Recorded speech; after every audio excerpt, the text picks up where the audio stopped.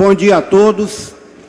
Pediria que todos tomassem os seus assentos, que nós vamos dar continuidade aos nossos trabalhos. Eu gostaria, em nome da Fiesp, de mais uma vez agradecer a presença de todos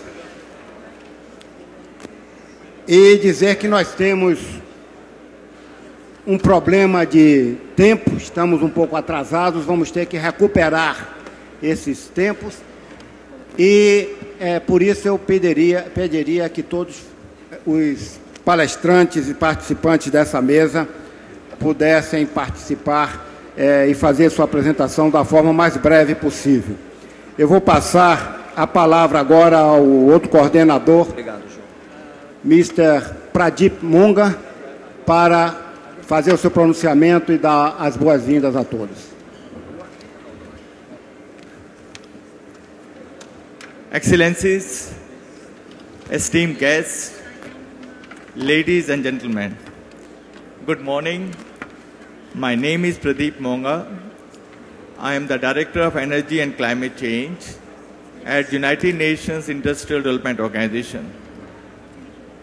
It is my privilege and great pleasure to moderate this important session on renewable energy for sustainable development, together with my colleague, Roberto.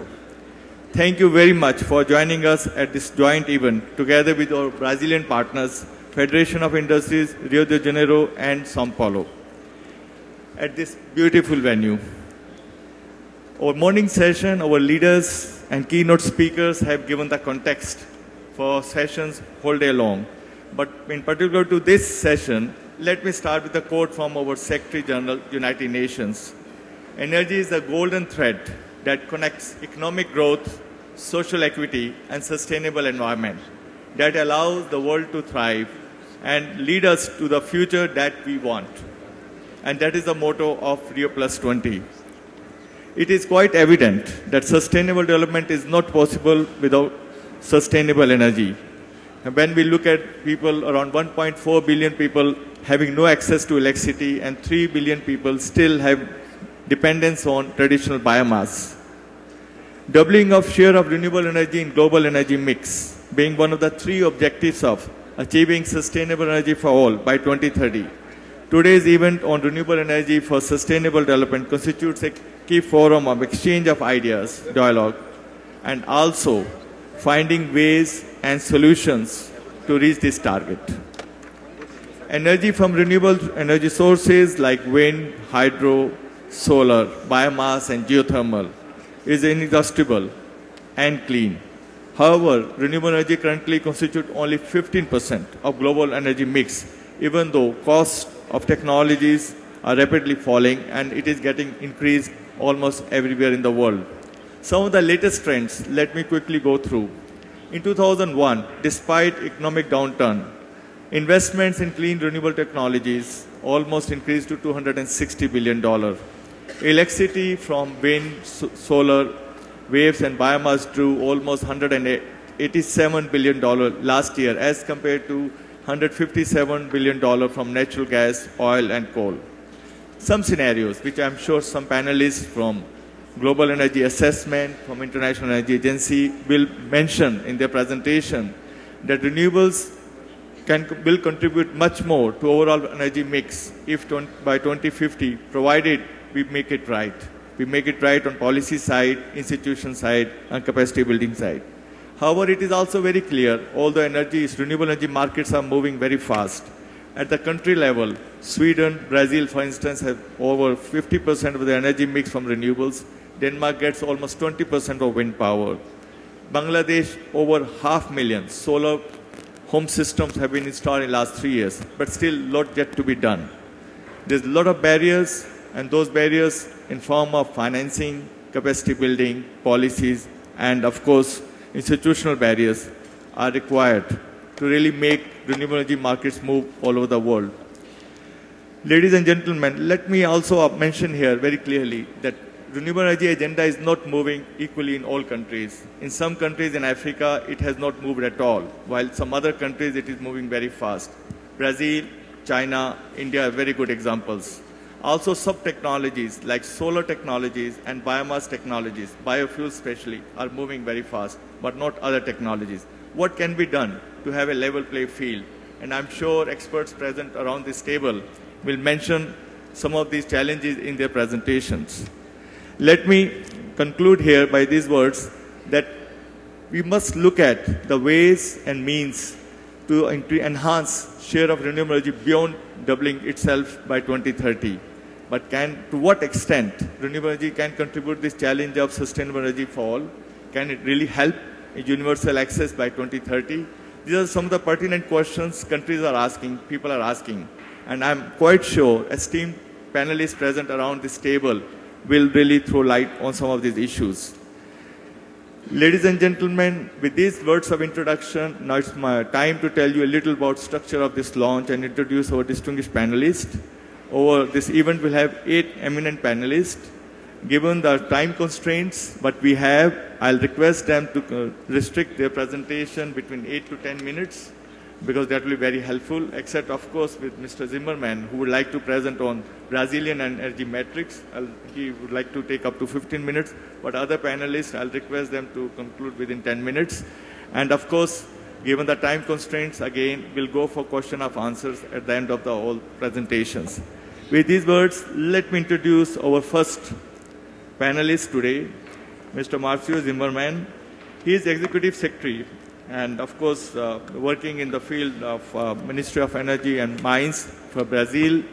And I will request him to give his presentation. Thank you very much. You have the floor, sir. Bom, eu gostaria antes do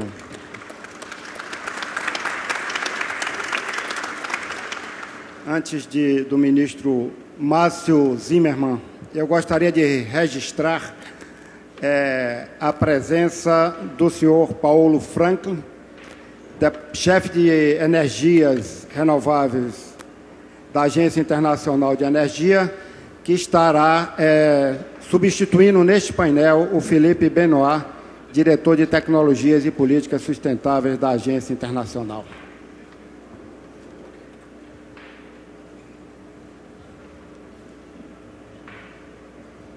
Mais uma vez, bom dia a todos, mas nós já tivemos a oportunidade de participar da sessão de abertura. Eu gostaria de iniciar essa excelente oportunidade que nós do Brasil estamos tendo de promover, junto com a ONU, a Rio+20, e num momento muito importante de você discutir, em termos de mundo, o aspecto da energia renovável para o desenvolvimento sustentável. Então, quando nós olhamos a contribuição que o Brasil pode dar num evento como esse, ele é bastante importante se nós começarmos a caracterizarmos um pouco, talvez se nós começarmos pelo lado da demanda, quem é esse Brasil? E até para nós podermos, nessa discussão que eu vou procurar fazer rapidamente, tentar ver qual é a lógica que norteia a política energética brasileira. Quer dizer, nós somos um país diferente de um país desenvolvido, claro, nós somos um país em desenvolvimento e nós temos desafios diferentes de um país desenvolvido. Quando nós olhamos por esse lado da demanda, nós olhamos que o Brasil, primeiro, ele tem um consumo per capita de energia baixo. Hoje está em torno de 2.300 kWh ano. Quando eu olho um país desenvolvido da Europa, ou os Estados Unidos, ou o Japão, nós vamos ver que o consumo per capita é algumas vezes isso, chegando até 7 vezes, 6 vezes, como é o caso dos Estados Unidos. Então aí você já começa a analisar que o Brasil tem uma característica pelo lado da demanda diferente. É um país em desenvolvimento.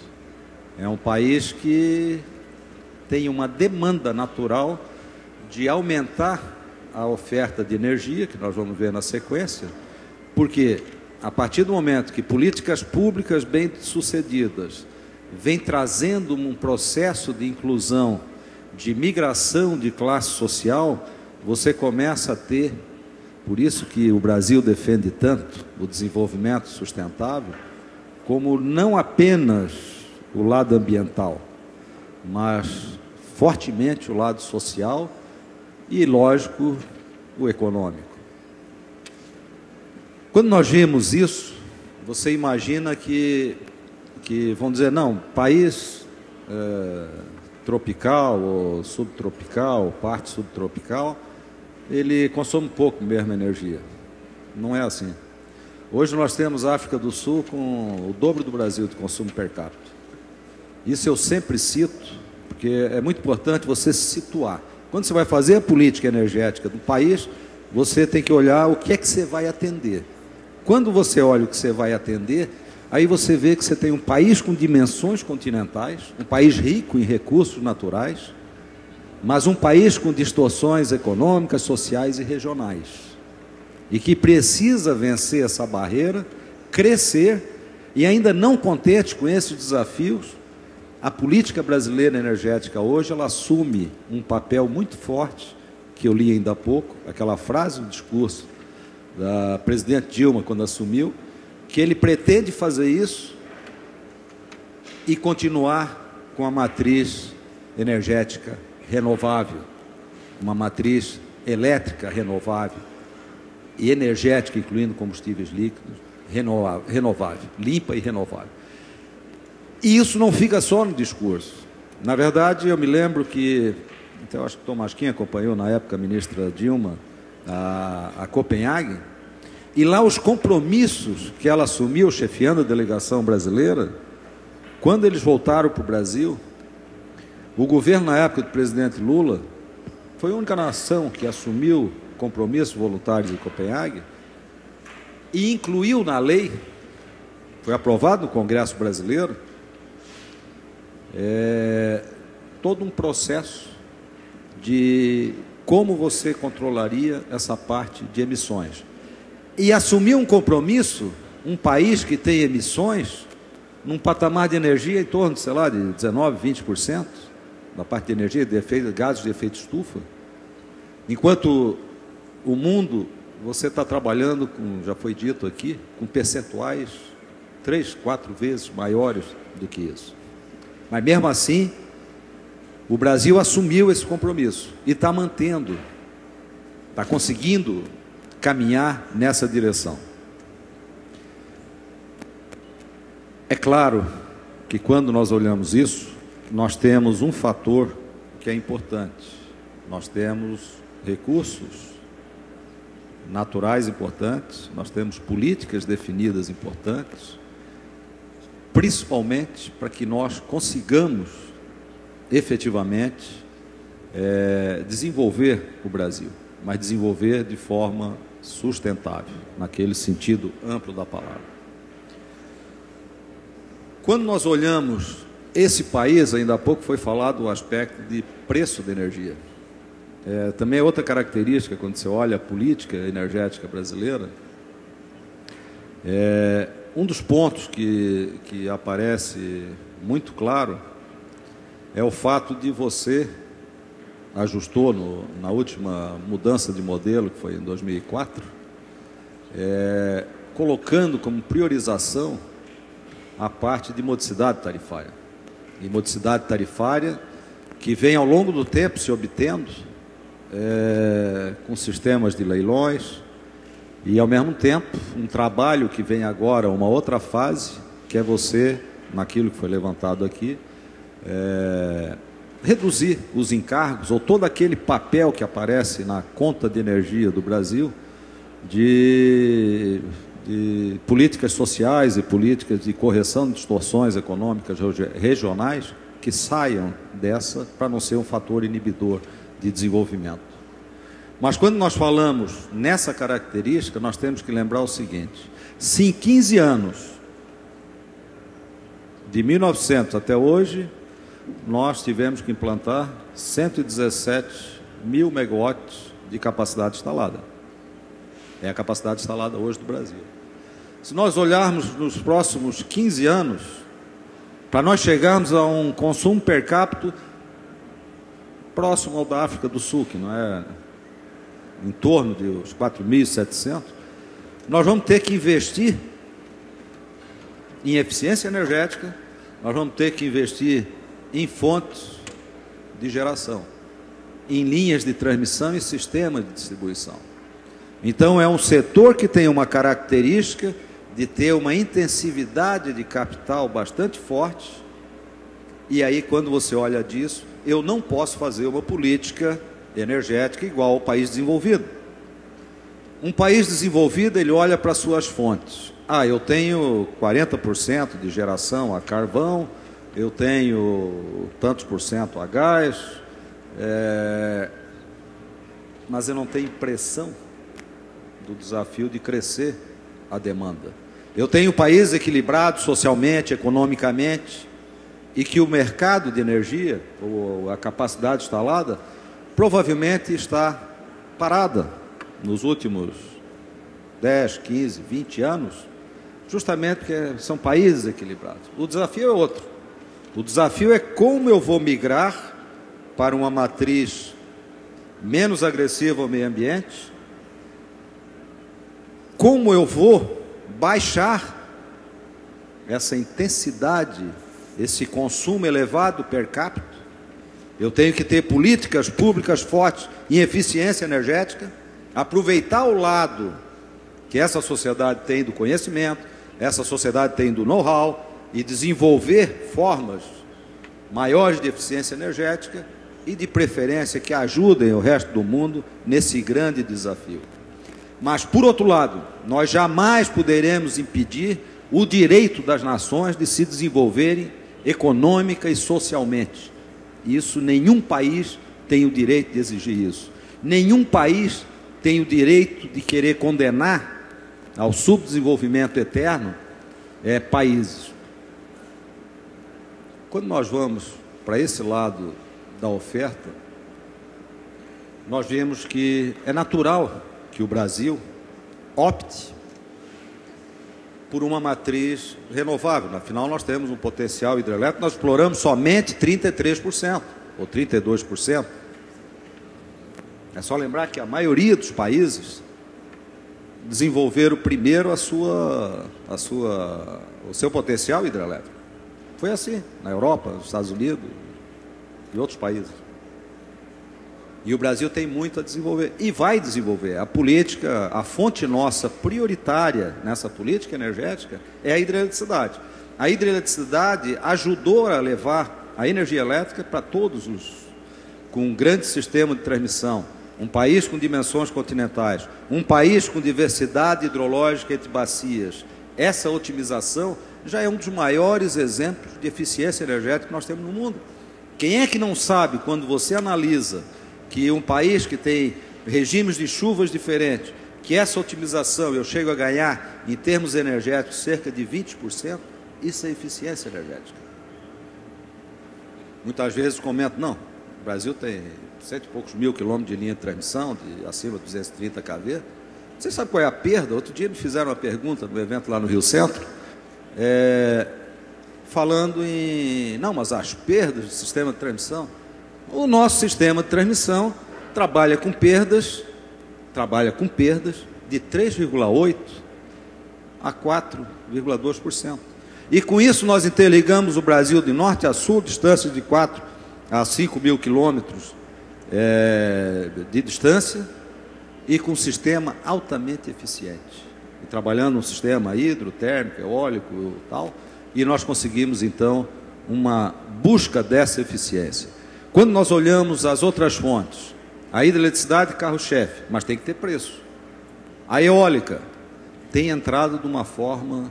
O sistema que o Brasil desenvolveu, a própria Agência Nacional de Energia acompanhou os últimos leilões, nós saímos de um patamar de alguma coisa como $150 há uns anos atrás, por megawatt-hora, para um patamar hoje que está em torno de $50. 50 dólares, num processo competitivo e explorando um potencial que o Brasil tem muito, como fonte complementar ao carro-chefe hidrelétrico. A eólica está no seu bom momento, ela está entrando na nossa matriz energética. Na parte de combustíveis, nós sabemos que o programa de etanol é um exemplo para o mundo, e nós achamos que esses projetos, inclusive do etanol, podem ser projetos estruturantes que ajudem a desenvolver, que ajudem a incluir populações em regiões como da África, da América Latina e de outros países. Projetos que vão gerar conhecimento, que vão gerar emprego, que vão gerar riqueza em nações. Eu me lembro que uma vez eu comentei com um ministro de outro país, não podemos pensar jamais que nós vamos desenvolver a África com painéis solares. Painéis solares pode ter a sua utilização e nós temos custos decrescentes no mundo, ótimo, mas em determinadas situações. Mas não pense que país sem estrutura nenhuma, infraestrutura nenhuma, vai poder simplesmente botar um painel solar numa maloca ou numa casa simples e para acender uma lâmpada ou duas lâmpadas, que nem canal de televisão não vai ter para poder assistir. Esse modelo que nós achamos dos projetos estruturantes, e aí nós chamamos a atenção e temos chamados de todos os países, e muitos concordam com a gente, também trabalham nessa linha, defendem que, na verdade, o caminhar para o desenvolvimento sustentável tem essa amplitude, e é isso que o Brasil procura trazer para esse fórum Rio +20, essa característica de que nós podemos ajudar dessa forma. Em linhas gerais, eu procurei passar, nesse tempo que já se esgotou, a ideia geral do Brasil, a política energética e, principalmente, dentro desse conceito do desenvolvimento sustentável. Com isso, agradeço aí a excelente oportunidade e meus cumprimentos aí à organização.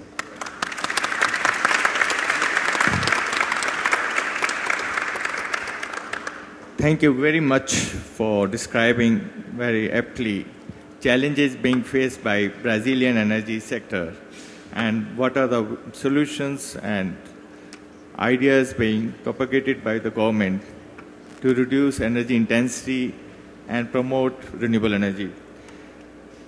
Now, I have the pleasure of introducing our next speaker, Mr. Mauricio Tomascum. He is President of EPE, which is an energy research company affiliated to Brazilian Ministry of Mines and Energy.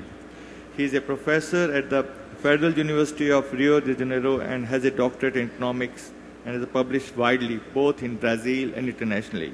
He will speak on the participation of renewable energy in the Brazilian matrix. You have the floor, sir. Thank you very much, Mr. Chairman. I'm going to speak in Portuguese.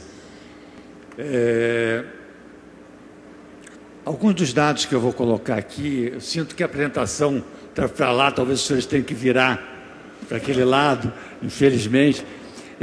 Já foram falados, vou passar rápido, mas, bom, aqui os dados da matriz energética brasileira, né? Enquanto o mundo tem, em média, 14% de participação de renováveis, a OCDE, que são os países desenvolvidos, tem um pouco menos de 8% de renováveis, o Brasil tem hoje 44% de renováveis. Qual é a consequência disso?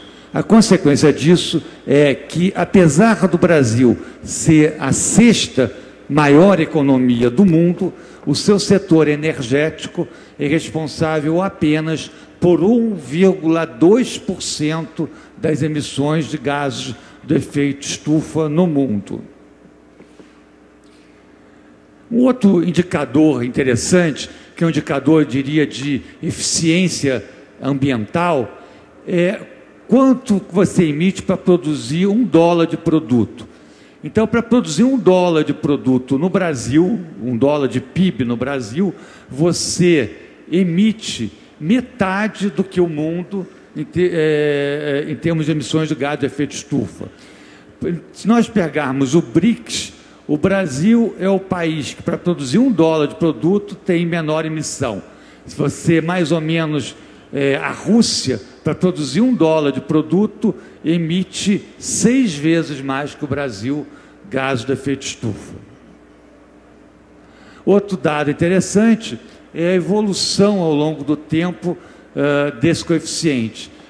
De 2005 para 2011, nós aumentamos a eficiência, reduzindo as emissões específicas de gás de efeito estufa.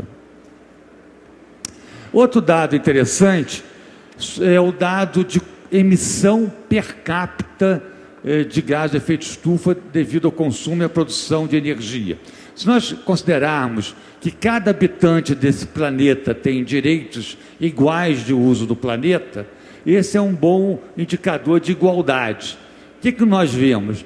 Que aí pegamos 3 países, cada americano ele emite, em média, 8 vezes mais que cada brasileiro. Cada europeu, cerca de 3,5 vezes mais de cada brasileiro, e cada chinês, cerca de 2,5 vezes mais de cada brasileiro, ao consumir e produzir energia. Se nós olharmos a questão da eletricidade, a distinção do Brasil e do mundo é ainda maior. Cerca de apenas 20% da energia elétrica gerada no mundo vem de fontes renováveis. No Brasil, quase 90% da geração de energia elétrica vem de fontes renováveis. 40% da geração de energia elétrica no mundo vem do carvão, enquanto no Brasil, menos de 2% da geração de energia elétrica vem do carvão. Então, se nós formos olhar a consequência em termos de emissões, o setor elétrico brasileiro é responsável apenas por 0,3% das emissões de gases de efeito estufa de todo o setor elétrico no mundo. E o Brasil tem toda a condição de continuar com a matriz limpa. Primeiro, por causa da cana. As nossas previsões é que, apesar do mau momento que a cana vive hoje, ela voltará a crescer e que nós sairemos dos 25 bilhões de litros para 63 bilhões de litros em 10 anos. Com isso, a participação de etanol na frota de veículos leves, que representa hoje 1/3 da energia consumida pelos veículos leves, ultrapassará 50% em 2020. Se nós olharmos em termos de emissões evitadas, o etanol hoje evita 1/3 das emissões da frota de veículos leves. Em 2020, o etanol estará evitando mais de 50% das emissões da frota de veículos leves do Brasil. Outro dado importante é que, com o aumento da produção de etanol, aumenta a produção de bagaço. E com a produção de bagaço, aumenta a geração de bioeletricidade, que é a eletricidade a partir do bagaço. Nós, em 2005, tínhamos instalado 1.700 megawatts de capacidade instalada de geração de eletricidade a partir do bagaço. Hoje, em 2011, nós temos cerca de 8.000 megawatts de capacidade instalada, que é mais do que as 2 usinas do Madeira. E em 2015 teremos cerca de 10.000 megawatts, que é praticamente a capacidade de Belo Monte de geração a partir do bagaço da cana. Outra fonte importante é a energia dos rios. E esse é um dado interessante. Para cada quilowatt-hora gerado no mundo, se emite 500 gramas de CO2. Para cada quilowatt-hora gerado no Brasil, se emite apenas 64 gramas de CO2.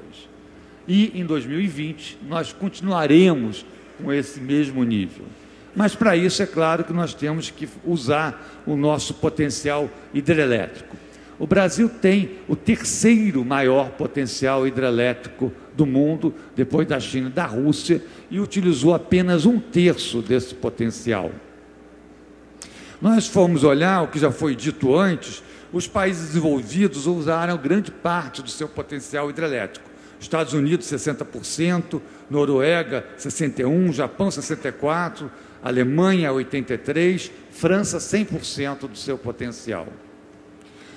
É claro, o grande problema que nós temos é que 60% do potencial não explorado está na região norte, na região Amazônia, onde nós temos a grande riqueza de biodiversidade do Brasil, onde nós temos a grande reserva amazônica, e é claro que nós, brasileiros, temos a consciência que essa riqueza, dessa biodiversidade tem que ser preservada.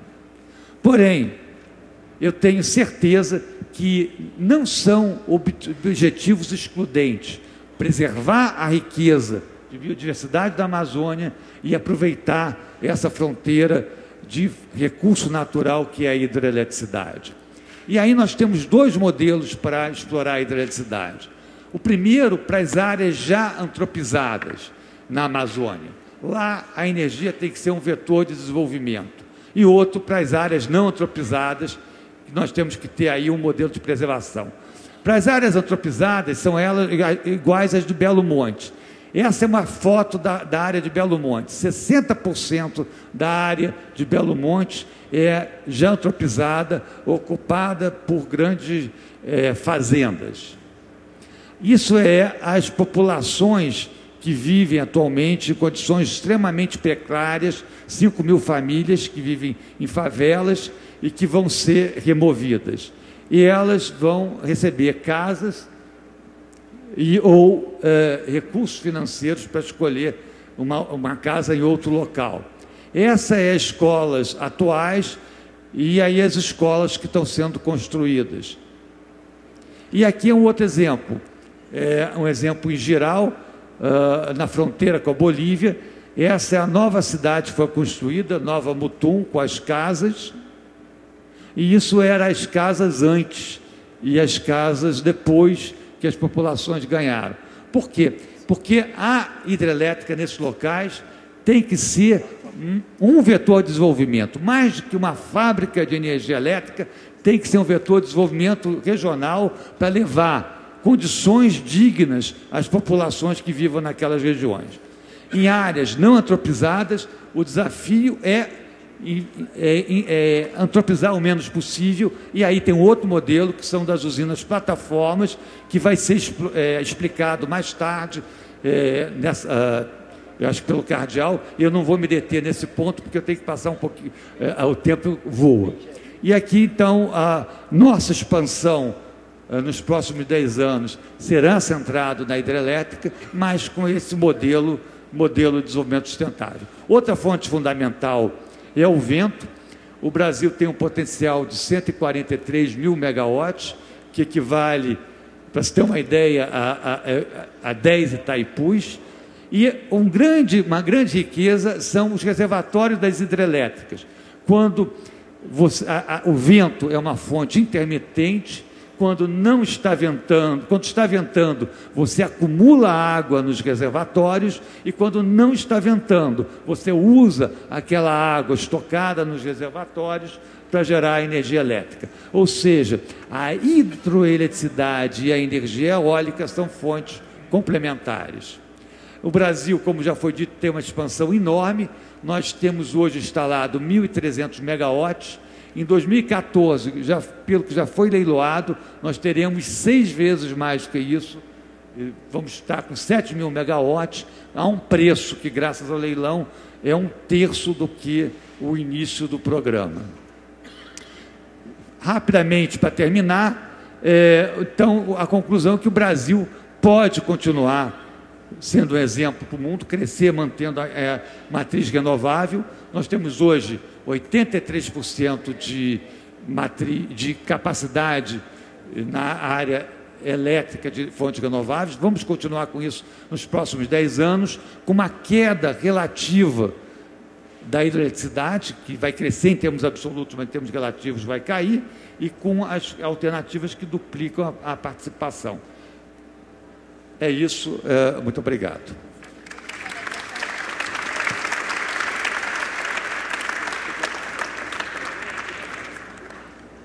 Bom, eu gostaria de agradecer aqui a presença da deputada da Argentina, Esther Fandinho, que está representando aqui o CIER, que é a Comissão para Integração Energética Regional. Muito obrigado pela presença, deputada.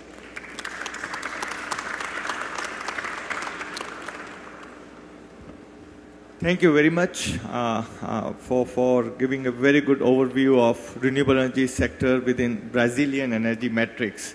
Of course, it's very clear on the leadership role that is being played by Brazil in promoting renewable energy, not within the country, but also within the region. Thank you very much.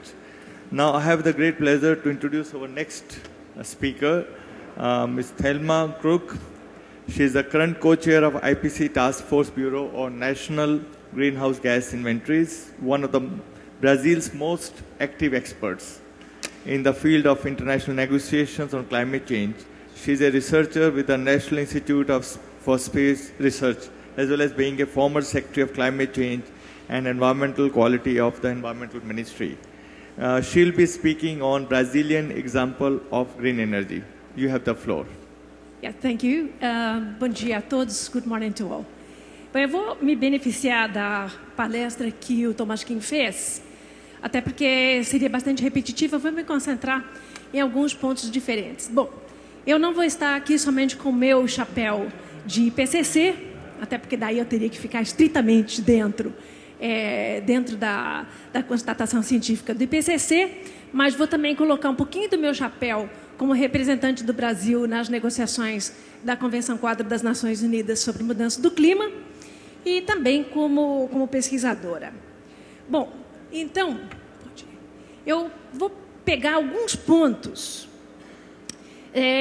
do relatório especial desse painel intergovernamental sobre mudança do clima, que não faz pesquisa. Ele, na verdade, acessa e faz uma análise do estado da arte do conhecimento científico nos temas relacionados a clima, incluindo, então, toda a parte da ciência em si, a parte de adaptação e a parte de mitigação, que eu acho que é a parte que a gente vai se focar mais. Houve um relatório, então, especial lançado em 2011, chamado de Fontes de Energia Renovável e Mitigação da Mudança do Clima. Fiquei feliz e até conversei com o Márcio, que tinha mencionado da questão da hidrelétrica nem sempre ser considerada, né, de maneira universal como uma energia renovável, e certamente dentro do painel científico, por consenso, os governos aceitando a hidroenergia como renovável. Então foi um grande salto. Próximo. Tomás, quem você me ajuda? Tá. Então eu vou pegar alguns pontos importantes, já que a gente falou muito dessa questão de energias renováveis e mitigação da mudança do clima. O Tomás Kim também abordou bastante esse ponto. Então eu vou pegar alguns pontos fundamentais neste relatório especial, que começa com a questão de que a demanda para energia e os serviços associados para atender o desenvolvimento econômico e social e melhorar a riqueza e a saúde humanas está aumentando. Então, eu complementaria dizendo que desde 1850, ou seja, a partir da era industrial, do início da era industrial, o uso global de energias fósseis, e aí estou incluindo o carvão, o óleo e o gás, ele aumentou, está dominando o suprimento de energia e provocando um rápido crescimento das emissões de CO2.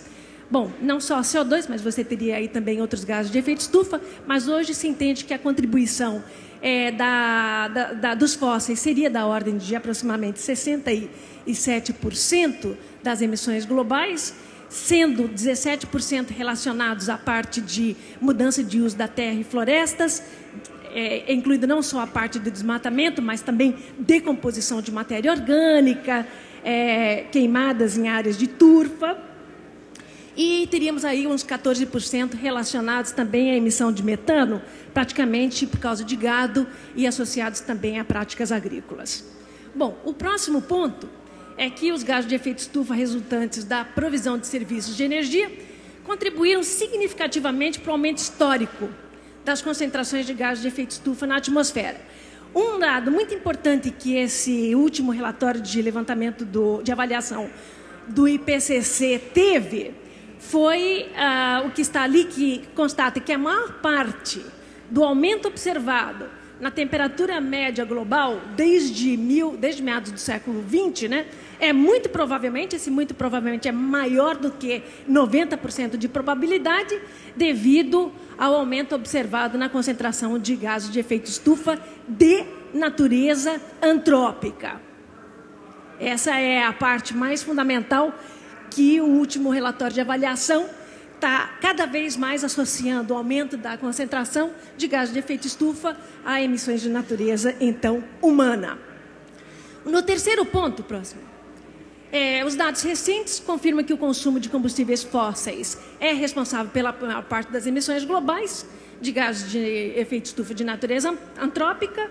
Já falei os dados. Há múltiplas opções para reduzir essas emissões de gases de efeito estufa do sistema de energia, assegurando a demanda global, mesmo assim assegurando a demanda, manter-se, né, ou atender-se à demanda global por serviços de energia. Algumas dessas opções incluem a conservação de energia, eficiência energética, que foi mencionada aqui, a parte de renováveis, nuclear e captura e armazenamento de CO2. A próxima...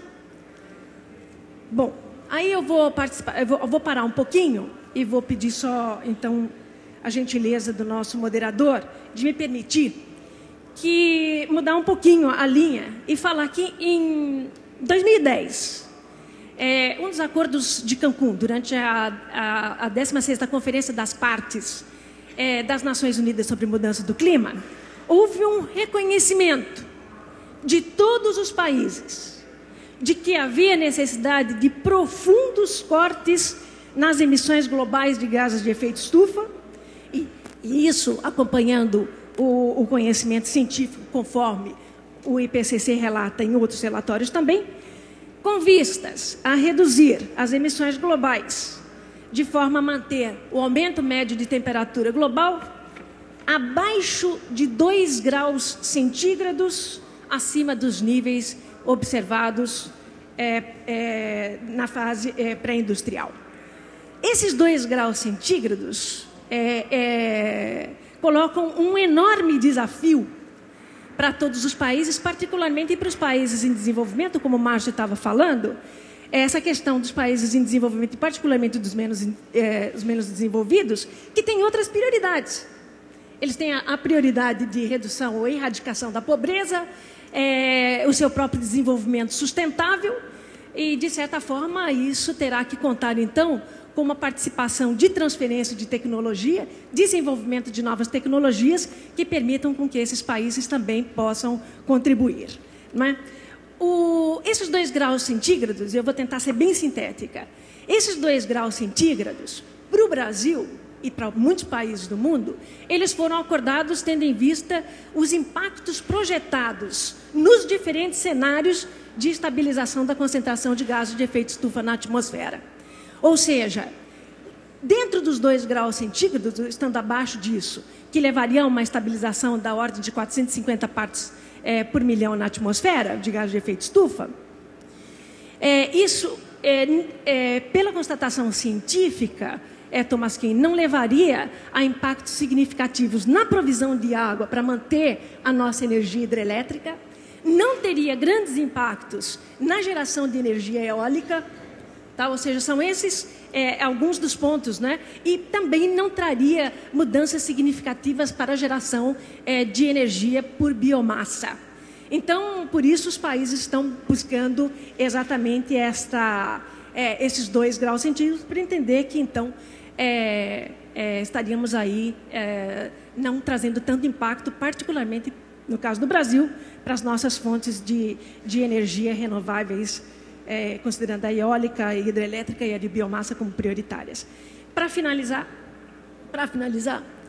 essa questão que foi colocada, quando a gente está falando da economia verde, que eu vejo como uma abordagem para o desenvolvimento sustentável e, portanto, sustentadas no tripé, não é? Social, ambiental e econômico, eu vejo que alguns exemplos do Brasil, que acho que poucos citaram, Tomasquim mencionou rapidamente, como, por exemplo, a nossa própria geração de bioetanol, não necessariamente somente a produção, mas é a preocupação de, por exemplo, você cogerar a energia, você utilizar o vinhoto como fertilizante, você praticamente transformar tudo que poderia ser um problema em uma solução. A questão da hidrelétrica vai dentro da mesma linha, ou seja, o Brasil não repetindo os erros do passado. Houve erros, não repete esses erros e parte para uma nova dinâmica.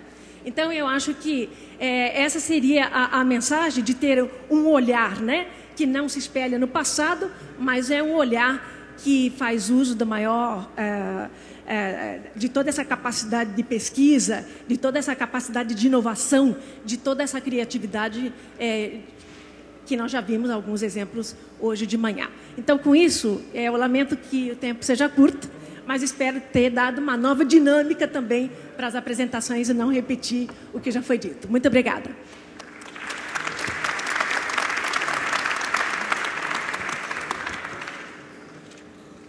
Thank you very much for linking energy security with climate security and role of clean technologies that are playing to really move towards the path of sustainable development. Now I have the pleasure of introducing our next panelist, Professor Naknovic. Professor Naki, very good friend, based in Vienna, who will be speaking on renewable energy engine for sustainable development.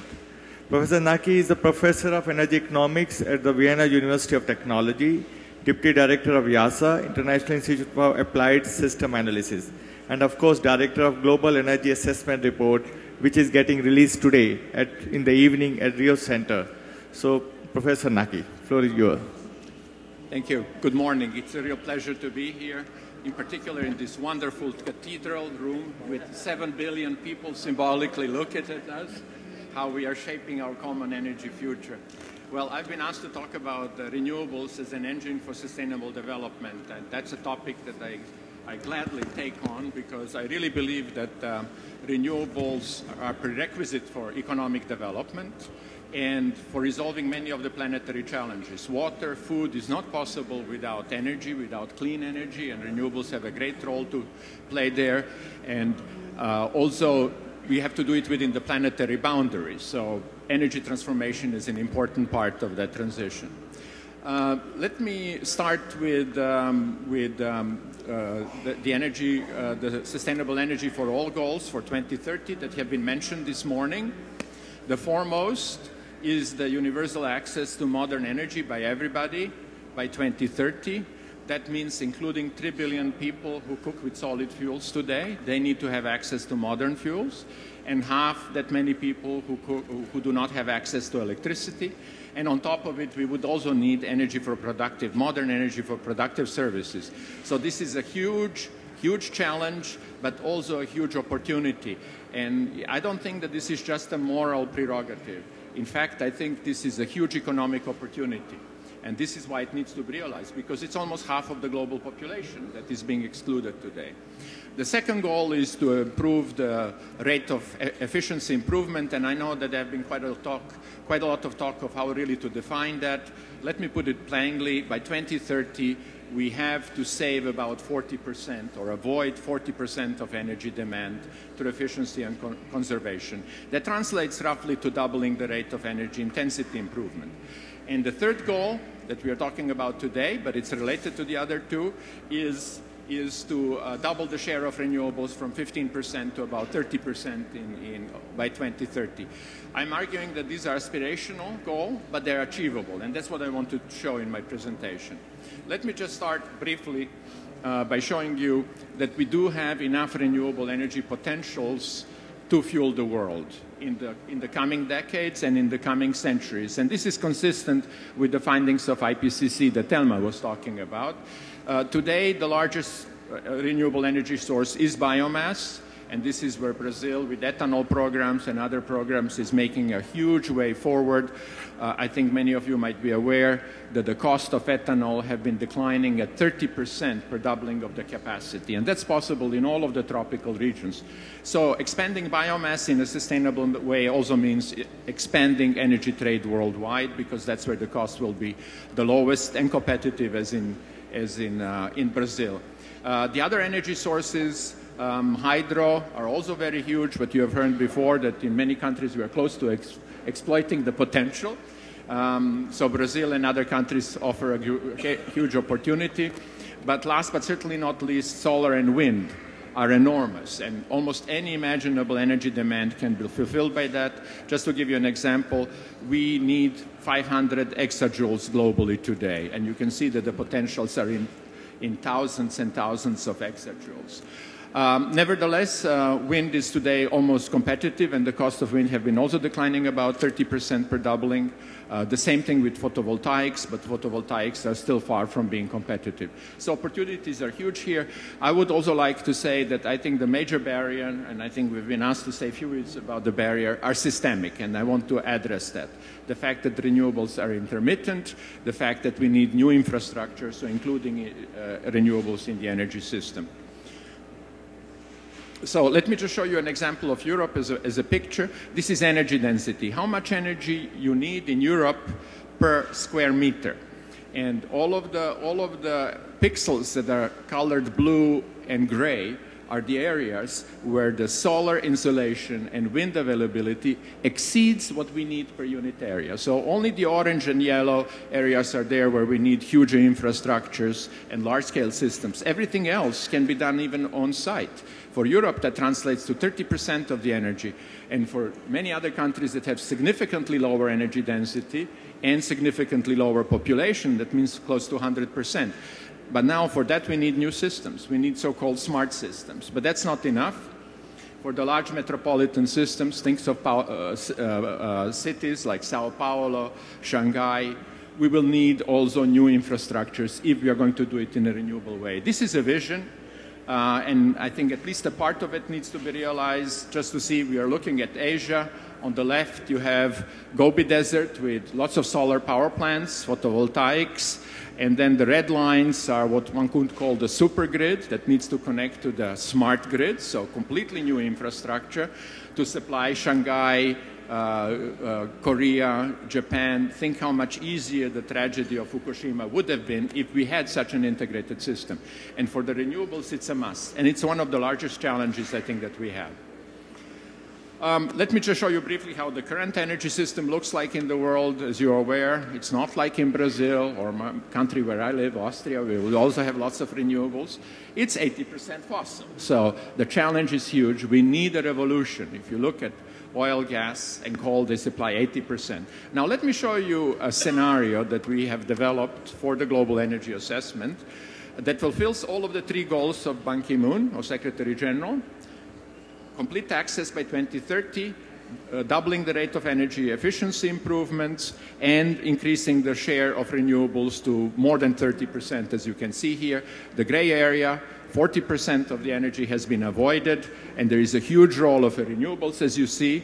But also, it might surprise you, oil peaks, if you see, already in the next decade and declines, not because we have exhausted the last drop of oil, but because there is a more sustainable future ahead of us. But then it also means we need new technologies for transport system, another huge challenge.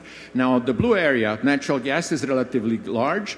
So gas and hydropower, and that was already mentioned before, are crucial in the system view of integrating renewables because they are the virtual storage. And gas, of course, has half of the emissions of coal, so that's another reason for going at that direction. And if we need to do CCS, we have to store much less.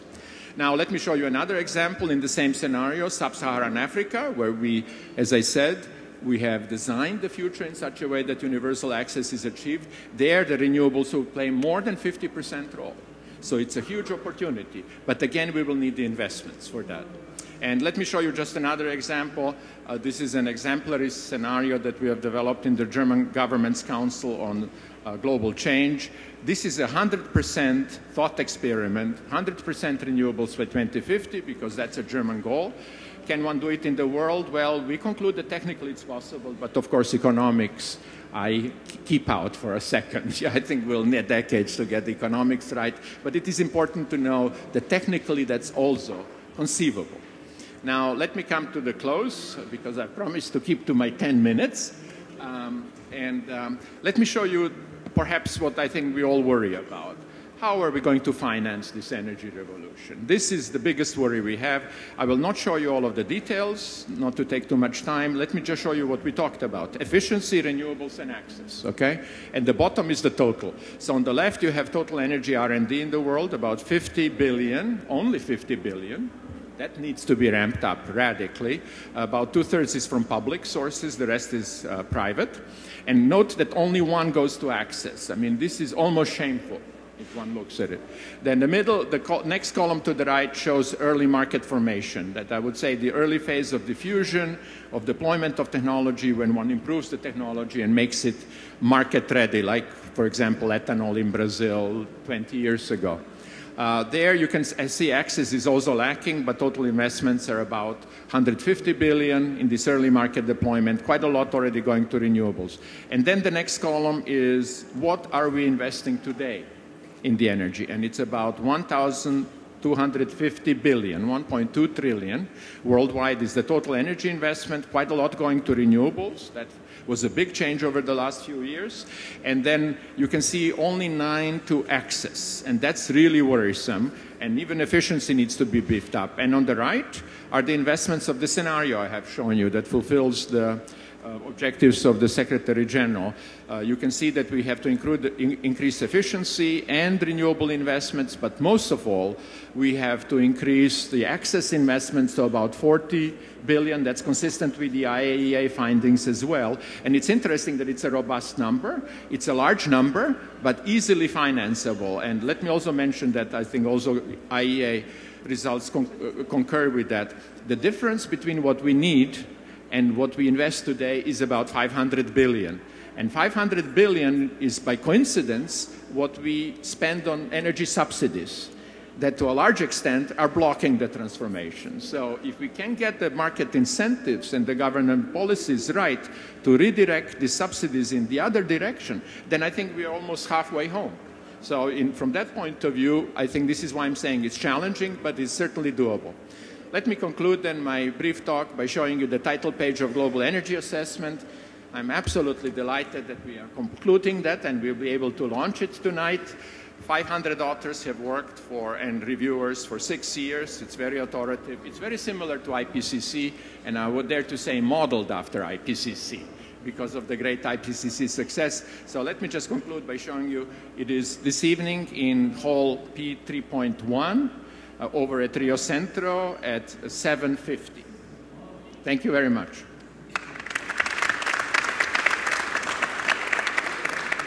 Thank you very much, Professor Naki. That's a dream for all of us, to have 100% renewable energy for all. Yes, technically feasible, but on economic side, a lot to be done. And it's very clear when we really want to achieve all 3 goals, what kind of investments are required to be made to achieve those goals, which are feasible and aspirational. Now I have the great pleasure to introduce our next speaker, again a friend, colleague based in Paris at International Energy Agency, Mr. Paulo Frankel. He's head of Renewable Energy Unit at IEA. He's a physicist by training, holds PhD in Energy and Environmental Technologies from the University of Rome. He will speak on a very important topic, that is essential policies and legal frameworks for renewable energy. Paulo, you have the floor. Thank you very much, Pradip. It's indeed a great pleasure for me to be here representing the IEA in this session, Renewable Energy for Sustainable Development. And I will try to ask and answer some questions about the effectiveness of renewables and having the pleasure to share with you some of our results. The first question is, so far, have renewable policies worked? And in short, the answer is yes. And very recently, for the London Clean Energy Ministerial, the IEA made a report trying to track the effectiveness of policies of different technologies that we need for a sustainable energy mix. And it actually turned out that only renewable power is actually in line with the deployment of sustainable energy mixes. I want to say here that we very recently presented our last publication, the Energy Technology Perspective 2012, which identifies some of those sustainable energy mixes for the future, and I give you just one number. the renewable share worldwide on generation is 57% by 2050, and we have also other scenarios, versions, which ramp up this share up to 73%. This is to say that in our future sustainable energy scenarios, renewables are absolutely crucial pillar of a portfolio of technologies that we need. But this slide shows that many other technologies that we also need, for instance, in the transport sectors, are lagging behind. Now, what has worked in this policy, and in that respect, I would like to present you some results of our book on deploying renewables, which assessed and compared policies in 56 countries around the world. And the first important trend is that many more countries have policies on renewables, and this is good news. In particular, while in the past renewable policies were more concentrated in OECD countries, there is a clear shift towards emerging economies, but also developing countries in the world. And indeed, in many of these countries, we see new policies emerging. Now, question, why are these policies emerging? What is the driver? And the driver is precisely development. And the driver is security of supply, is called diversification. And indeed, we could see a very clear correlation between the leading countries in renewables with the fact that they were mostly importing fossil fuels countries and having high GDP. So two very good motivations and driver motors. The challenge now, which has already started to begin, is to move these leading countries into new emerging markets for renewables, that is either exporting countries or countries with lower and mid GDP. Now, one point, of course, which has been mentioned also in previous presentations, there are many barriers to renewables, and I will not go into the detail of that. It's just to show very briefly how complex the interlinkage of different barriers to renewables are.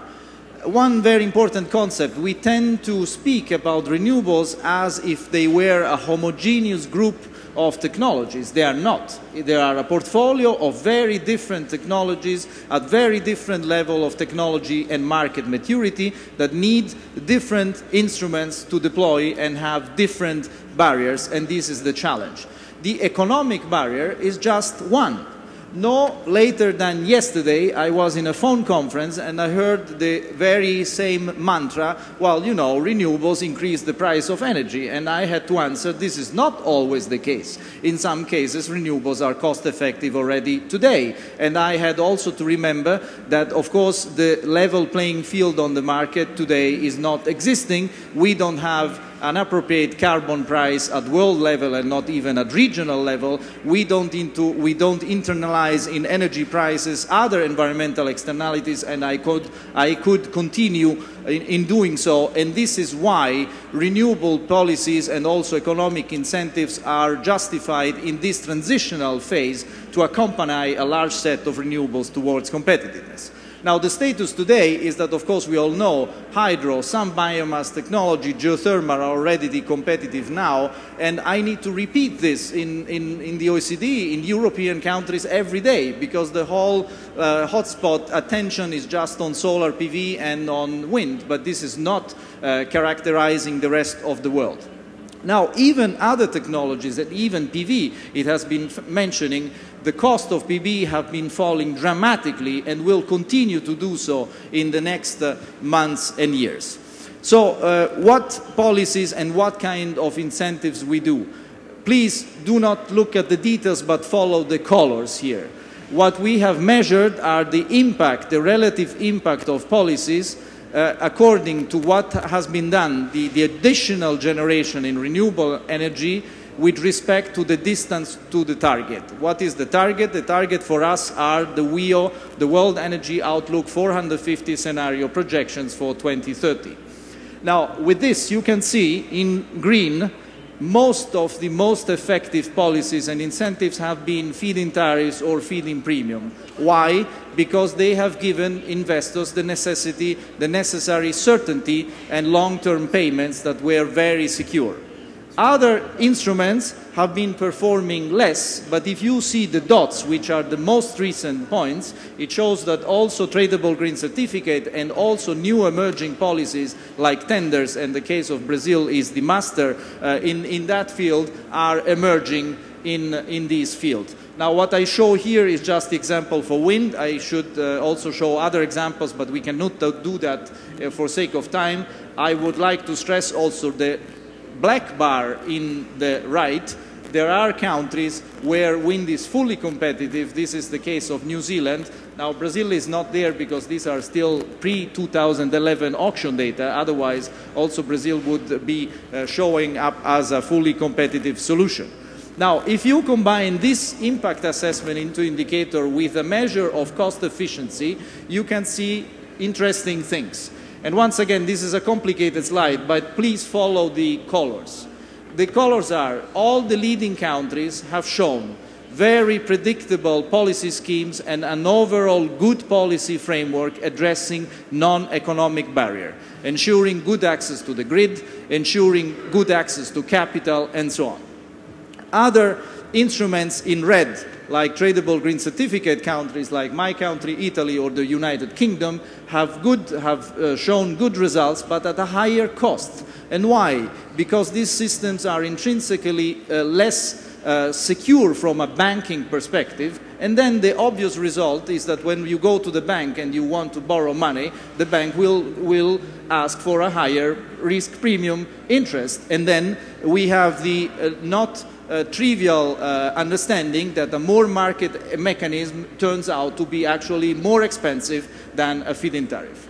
Now, the last is the Botto group in these two examples of Japan and Greece, which is the master example of how economic barriers can block every deployment of renewables. In Japan, because of a very fragmented structure of the market, as we have also seen in the market in the Fukushima crisis, and in Greece for the huge amount of authorization procedures that are necessary to build any plant, even if the economic incentives are very, very attractive. And so the bottom line is that the key point that you cannot probably not read in the very bottom, the key two words are predictability and the second, good overall policy framework.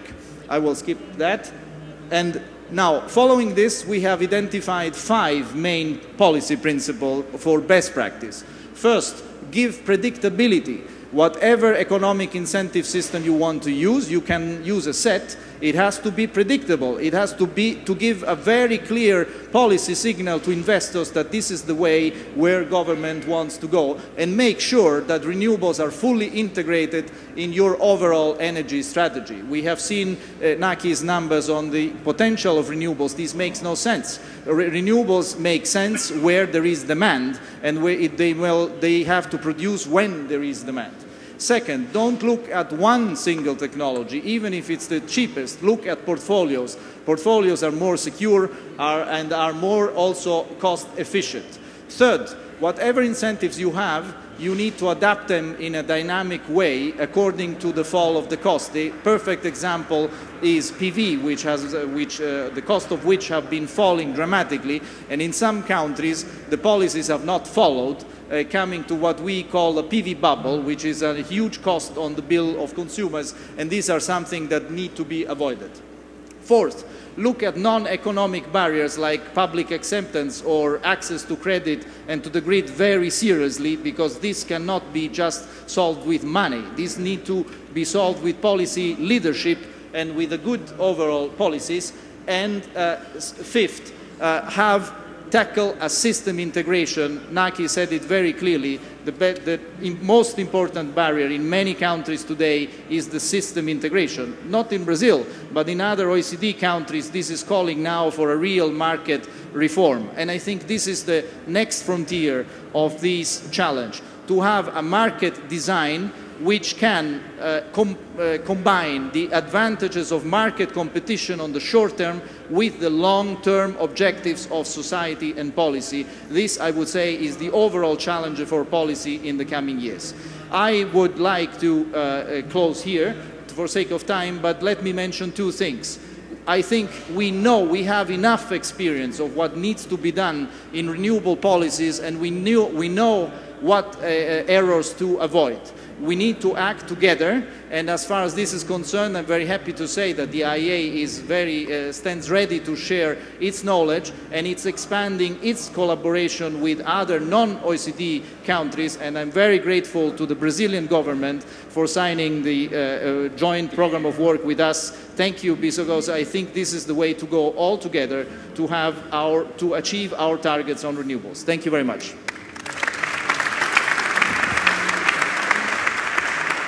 Thank you, Paulo, for a very inspirational presentation on policy scenario and how policies and legal frameworks can make all the difference in scaling up renewable energy in various parts of the world. Now I have pleasure to introduce our next speaker, again a friend and a colleague, Mr. David Rogers, who works at Global Environment Facility, one of the largest global financial mechanism promoting among all conventions as a financial convention, including energy issues. David works at the climate and chemical stream as a senior energy specialist with a portfolio emphasizing energy efficiency, renewable energy, and other clean energy projects and programs at GEF. David, you have the floor. Thank you, Pradeep. Thank you so much, ladies and gentlemen, for hosting this wonderful session. The GEF was founded 20 years ago here at Rio, and we're very proud to come back 20 years later and report on the successes of the GEF. But you have already heard very strong messages, consistent messages about the future of renewable energy, and it's coming down to three critical factors: technology, policy, and finance. And I think what we've heard from the speakers is that these are ready. The technology is ready. Brazil has proved that. The policies are ready, as just reported by IEA. And the financial sector is moving forward very rapidly across the globe to fund renewable energy. So right away, you have to ask the question, let's take hands off. Let everything go the way it's going. We don't need help anymore. But that is the wrong answer, because even though renewable energies are succeeding so well, there are gaps. And we do not have renewable energy everywhere we need it or to everyone who deserves it. So at the GEF, we aim to bridge those gaps.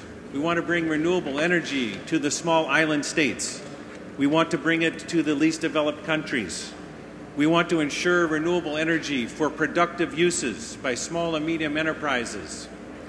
And we want to ensure that everyone who needs electricity has a chance to use renewable energy.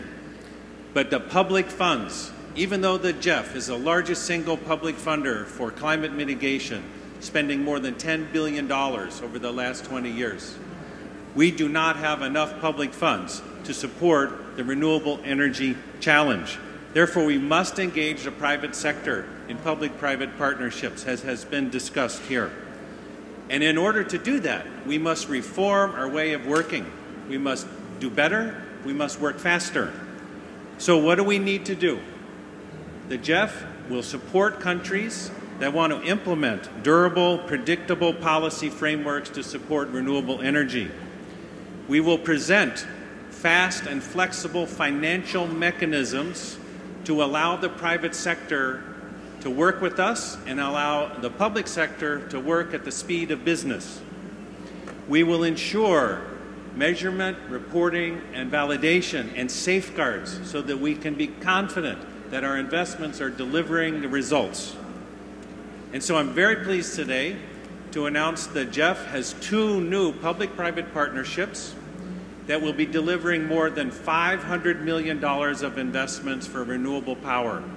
With the African Development Bank, we have a new public-private partnership for renewable energy loans to help bring renewable energy to underserved areas in Africa. But I'm very happy to announce that we have a new program in Latin America with the Inter-American Development Bank for $250 million of public and private investment in equity investments, in fund managers who are reaching out and putting projects on the ground. The Microcarbon Development Fund, the Eco Enterprises Fund, and the Indie Fund, which is serving indigenous communities with renewable energy. So thank you for everything that has been done here, for all that has been said. And then let me just say again, that Jeff, though the biggest funder, is still modest in size. So we need partners. We need partners like BNDES. We need partners like CAF, the Development Bank for Latin America. We need partners like Funbio, the bank in Brazil for the preservation of biodiversity. And we need also young people. I see young people in the audience. I want you to become an energy specialist. I want you to take a career in energy. It doesn't matter what your degree or your technical background. We need engineers. We need marketers. We need designers. We need language specialists. And so for you, there is a very big future in clean energy as we bring sustainable energy for all. So thank you to the organizers, and let us all work together on this challenge.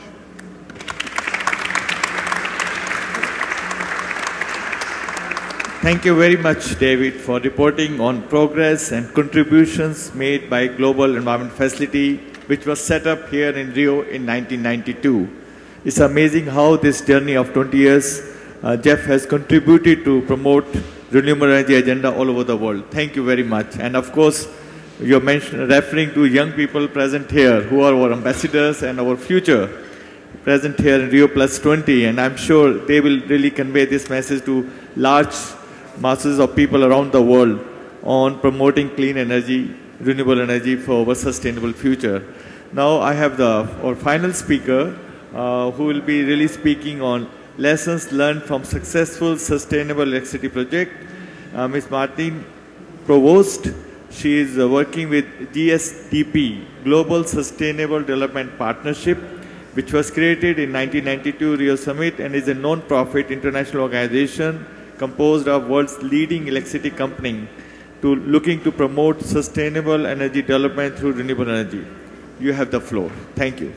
Thank you for this introduction. Well, as you saw, we have some similarities with the organization that just presented before. I brought a presentation here.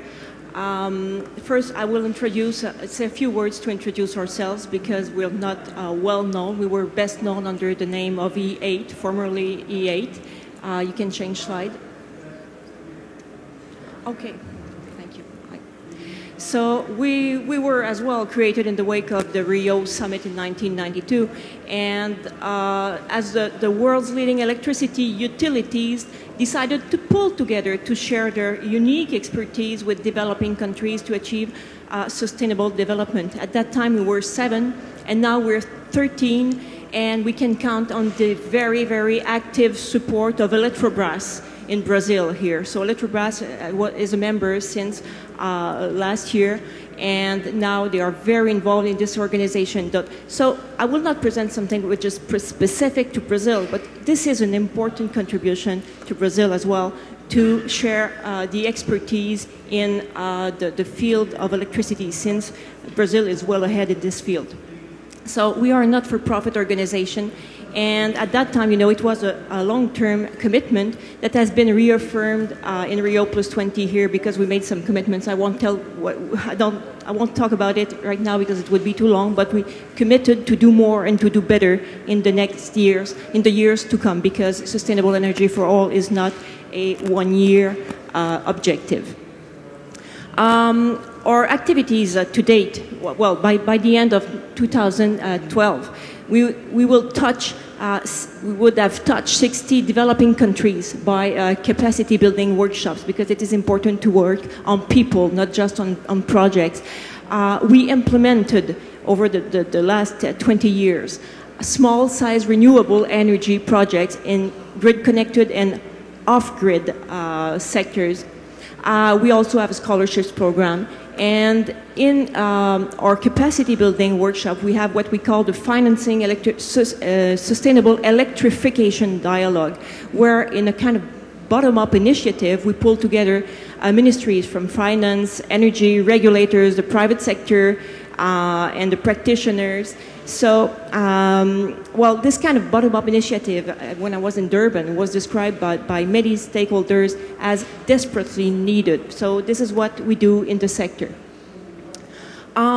We, as many other participants here, the GCEP, we'll call us the GCEP or the partnership, we pledge for an urgent need for an increased collaboration between the government, the private sector to address energy access at the same time have climate change mitigation. And I can say, just applause that this year, for the first time, the United Nations brought at the same table the private sector and created this high-level group on which some of our CEOs participate or are personally involved, because they took I would say that they took the project management approach. When you have a huge project, when it comes to a certain magnitude, you need champions, and if you don't. So this was very smart this year from the United Nations, and this allows us to think that we can achieve our goals. So we pledge for strong public-private partnership, as you just did. This is the only way, the key for progress toward access to global, clean, affordable, reliable electricity supply by 2030. My presentation will be twofold.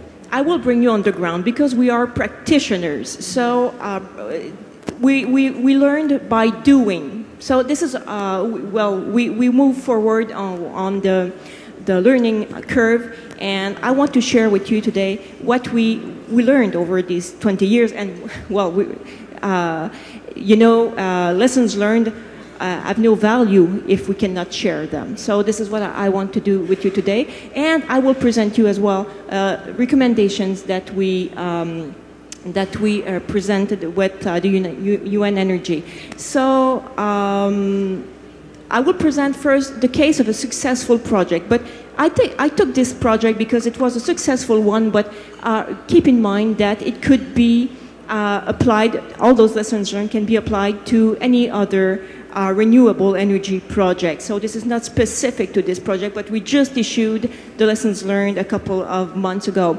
And what we knew is that we noticed that a strong, very strong involvement of regional partners, the governments at every level, provincial or at the municipal level, and the public entities are very, very important. They should be involved on a long-term perspective in the process. Our project, which was a mini hydro project in the Philippines, we had the Department of Energy very, very involved with a dynamic and long-term strategy for the country. This was helpful because if the country doesn't have any specific action plan, well, most of the time you go nowhere. The projects must be replicable. We do small-size projects. They must be replicable. We don't want to do standalone projects. And they must be, as well, to be sustainable. They must be profitable to the local community. We cannot imagine that we would do a project would profit to only a few of us. So what we did to make project profitable is that we signed a power purchase agreement. This is a key tool to make sure that the project may be profitable. And the profits in the project we do are returned totally to the host community. And after a 2-year follow-up period, we transfer the assets to local entities. And the profits in this case, well, it was very interesting because the profits go to the rehabilitation of the rice terraces, which are a World Heritage and source of livelihood, a World Heritage site and a source of livelihood in the Philippines. And to be sustainable, a project must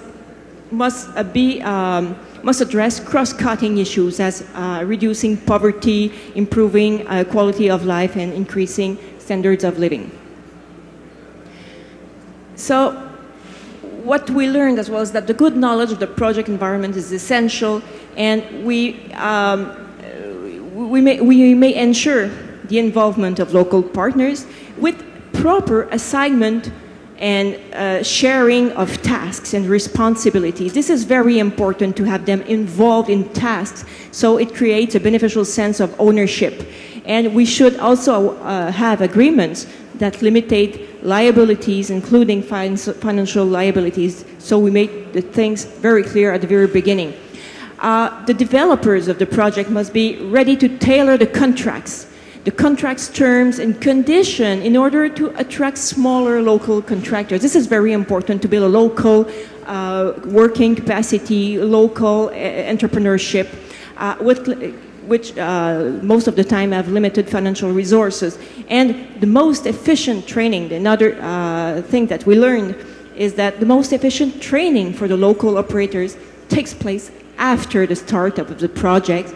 So the project developer must commit to a transition period in operation and maintenance after the project is commissioned. This is very important. So it has nothing to do with grants, it has nothing to do with donations, it has to do with building the capacity locally. Does it work? Key equipment must be carefully sourced while consideration must be given to local resources. It's about the same. And the local partners must dedicate full-time staff to the projects, so we make sure that it is a success.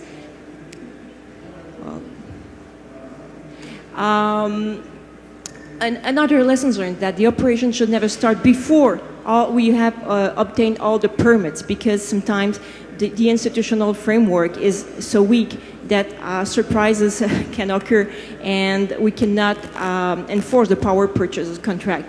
And that's what we do today. Each project or activity we conduct features a return of experience that we must share with other organizations. And my second point, I will be brief, I think, with the time that is left. I would like to talk about the publication we just issued 2 weeks ago. It's a second edition of a worldwide study, a survey that we conducted. It's about lessons learned for the deployment of successful public-private partnerships in collaboration with UN Energy.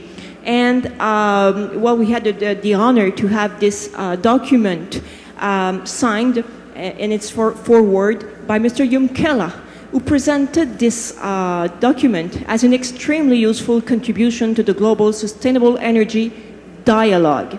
So I will show you the main features here. We had respondents from the public sector, 40 of them, 52 from the private sector, and 27 from development banks. So you see it covers a broad scope of respondents, and we think that it gives a certain value to this survey. And the objective were to identify the key elements and mechanisms that promote the deployment of low carbon and zero emitting technologies and effective public-private partnerships. So we came out with 8 recommendations. I will go very, very fast on it if I have time, Mr. Moderator. I don't know. Yes, okay. So on policy, I think it has been well developed. We always talk about on policy, establish a formal national energy development plan. It's very important for most of the respondents to provide an assured cost recovery and profit potential for investors. It's very important as well. So we talk, we think, we said a lot on this. On policy options, we will never talk enough about the importance of sufficiently funding the research to develop and lower the prices of emerging technologies for clean energy. On the recommendation on effective public-private partnership is to maximize the benefits brought to communities for new and expanded electrification that is sustainable, environmentally conscious. We already view it in the example I presented before. On the private sector's contribution to strong PPPs, well, we have a quite critical point of view here that proposes to optimize the private sector's ability to use resources effectively and to apply many financing alternatives for electricity projects and to design, construct, and operate them. So, some actors from the public sector thinks that the public sector thinks that the private sector must use more effectively the resources. The sixth one, on the public sector's contribution to set electricity development goals and timetables for long-term technology deployment programs under the National Energy Plan. We already said it. On the factors contributing to strong PPP, sustain strong partnership with effective communication. It's strange because, you know, the field of energy has always been mobilized by engineers, and now we're talking about communication. So we want, so it's we are living in a new world. And on the financing, to minimize, of course, the risk for the potential investors. So this was a brief overview, and if you want to have this report, I have it in hand right now, but I have only one copy, so I invite you to go on our website and to obtain it, or come and see me after the presentation. Thank you. Thank you very much. But giving very good example of GSEP program, and of course the publication which has just come out on PPPs, public-private partnerships. We understand from the organizers that given the time constraints, we will not have question-answer session. We would like to close this session. Let me quickly conclude the main highlights or takeaway from this session, which I thought was very important because it set the context for the rest of the day. We looked at experience of Brazilian energy metrics and the policies and efforts being made by Ministry of Mines and Energy and other partners who are present here to promote a renewable energy future, present and future for Brazil, a very clear leadership role. We look at the key barriers and of course the need for integrated approach, importance of policies and investments needed if we want to really go forward to have access goals, renewable energy goals, as well as energy efficiency goals.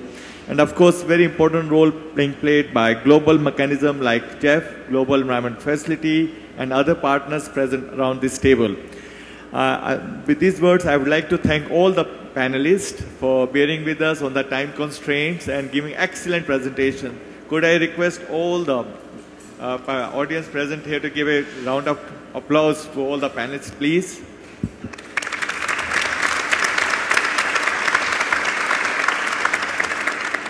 And let me conclude by thanking all the audience here for your patience and for joining us in this very important event. Thank you very much.